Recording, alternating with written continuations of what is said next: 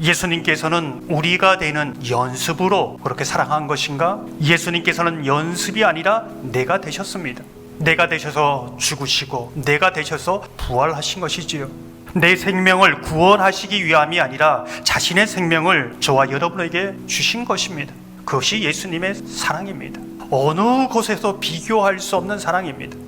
우리는 예수님의 이 큰 사랑을 받은 자로서 살아가는 것이지요. 여러분은 정말 하나님이 여러분을 사랑한다고 믿으십니까?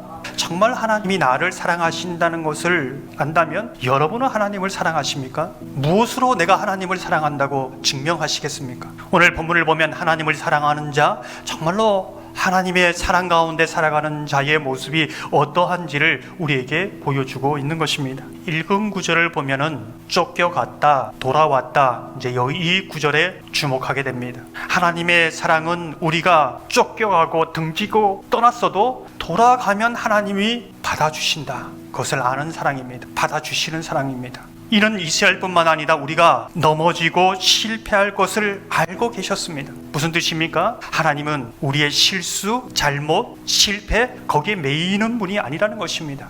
그것 때문에 더 살아가고 덜 살아가지 않는다는 뜻이지요. 하늘가에 있을지라도 그곳이 하늘 끝 어디입니까? 더 이상 소망을 발견할 수 없는 곳이라 할지라도 이제 더 이상은 돌아올 수 없는 희망이 조금도 가능성이 조금도 발견할 수 없는 그러한 곳이라 할지라도 거기서부터 거기가 어떠한 곳인지 기가 막힐 웅덩이라 할지라도 실패의 자리라 할지라도 거기서부터 하나님께서는 일어나라고 말씀하십니다. 일어설 수 있다고 말씀하십니다. 아니 그 자리에서 일어서도록 우리를 일으켜 세우시는 분이다. 이것을 말씀해 주고 있습니다. 요한계시록 3장 2절 3절을 보면 남은 바 죽게 된 것 다 죽었다는 겁니다. 다 무너졌다는 겁니다. 그런데 그 속에서도 조금은 남아있다는 것입니다. 그것도 곧 없어질 것이라는 뜻이죠. 거기서부터 남바 죽게 된 것이라도 붙들고 일어서라는 것입니다. 거기서부터 그것이라 할지라도 새롭게 시작할 수 있다는 것이지요. 우리는 질문합니다. 바벨론 포로에 있던 사람들이 그리 많이 돌아오지 않았는데 어떻게 돌아올 마음이 생겼는가? 그 마음은 어디에서 온 것인가? 이것을 안다면 우리는 언제든지 하나님께 돌아갈 수 있다는 것입니다.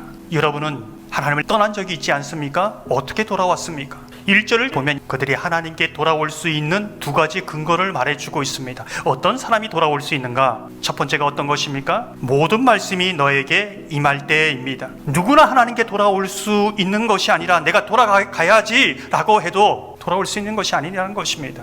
어떤 자입니까? 바벨론 포로 그 어둠의 시간에서도 하나님의 말씀을 전하는 선지자가 있다는 것입니다. 하나님의 말씀을 듣는 사람들이 소수지만 있었다는 것입니다. 그 말씀을 들을 때에 성령께서 역사하셔서 그 마음속에 언약을 기억하게 합니다. 내가 너의 하나님이다. 너는 나의 백성이다. 이 약속, 이것을 붙들고 그것을 잊지 않고 기억하는 사람, 이 사람들이 돌아올 수 있다는 것이지요.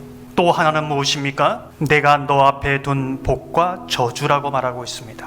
바벨론 포로 기간 대부분 사람들은 바벨론의 털을 잡고 정착했습니다. 완전히 눌러 앉은 것이지요. 어떻게 보면 이제는 돌아올 수 없는 사람입니다. 바벨론 사람이 된 것이지요. 그 가운데에는 회당에서 말씀을 듣는 사람도 있었습니다. 말씀을 들으면서도 자신의 것을 내려놓지 않는다는 것이죠. 예수님을 따른다는 건 무엇입니까? 자신의 것을 온전히 내려놓고 주님의 말씀을 온전히 받아들인다는 것입니다. 그것이 주님을 따르는 사람이 있지요. 근데 바벨론에 살면서 말씀을 들으면서 자신의 것을 더 굳게, 더 아름답게, 더 안정적으로, 더 높이 세우려고 하나님의 말씀을 취사 선택하는 사람이 있다는 것입니다. 자기의 생각에 갇혀 삽니다. 하나님이 그 인생의 주인이 아닙니다. 그 사람은 돌아갈 수 없는 사람입니다. 근데 고난이 있을 때 내가 붙들고 있는 그 모든 것이 아무것도 아니라는 것을 깨닫게 됩니다. 이 세상에는 정말로 소망이 없다는 것을 알게 되는 것이지요. 그래서 무섭게 하나님의 말씀을 붙들고 예수밖에 없다는 고백을 하게 되는 것이지요. 이게 하나님의 말씀이 임하고 고난이 함께 주어지는 것입니다. 오늘 본문에서 한 가지 더 주의해서 보게 되는 것은요, 이 돌아오는 사람은 대부분 어떤 사람인가?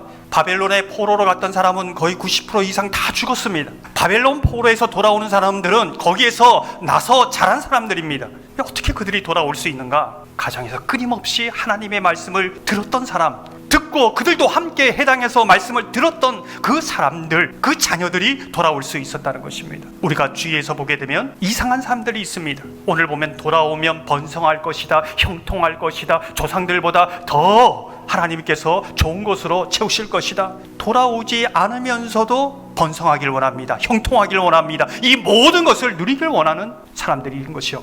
돌아오지 않았는데, 돌아올 마음이 없는데 번성한다, 형통한다, 그것은 복이 아니라 저주입니다. 왜 그렇습니까? 그 자리에서 절대로 돌아올 수 없기 때문에, 영원히 돌아올 수 없는 덫이 되기 때문에 그것은 복이 아니라는 것이지요. 신명기는 바벨론 포로 이후 누가 예루살렘으로 돌아올 수 있는가?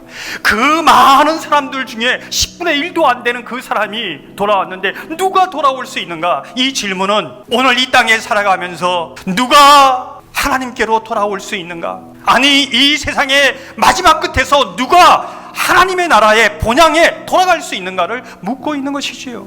이 세상이란 바벨론 포로 속에서 말씀을 바로 전하고 바로 듣고 마음속에 십자가의 은혜를, 약속을 믿고 붙드는 사람들입니다. 고난마저도 주님께서 함께 하셔서 복이라고 말할 수 있고, 고난마저도 나의 온전을 내려놓고 주님을 붙잡을 수 있어 복이라고 말할 수 있는 사람, 이 사람이 마지막, 그리고 이 땅을 살면서 돌아갈 수 있다는 것입니다. 사랑하는 성도 여러분, 저와 여러분이 늘 실패할 수밖에 없는 인생임을 고백합니다.